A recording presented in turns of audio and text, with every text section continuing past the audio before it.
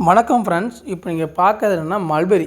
இந்த மல்பெரி எதுக்காக யூஸ் ஆகுதுன்னா, நீங்கள் ஒரு ஆட்டு பண்ணை மாட்டு பண்ணை வைக்கிறீங்க அப்படின்னா உங்கள் பண்ணையில் இறக்க வேண்டிய ஒரு சில தீவனங்களில் இதுவும் ஒன்று.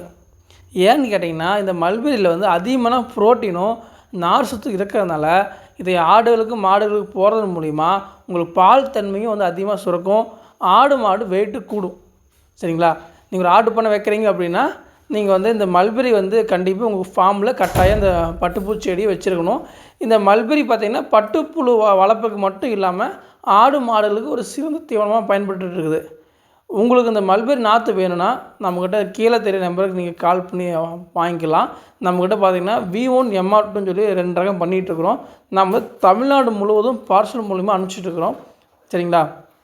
ரெண்டாவது பார்த்திங்கன்னா இந்த மல்பெரி கெடா குட்டிக்கு வந்து கொடுக்குற மூலிமா கெடாவோட வந்து வெயிட் வந்து அதிகரிக்கும்.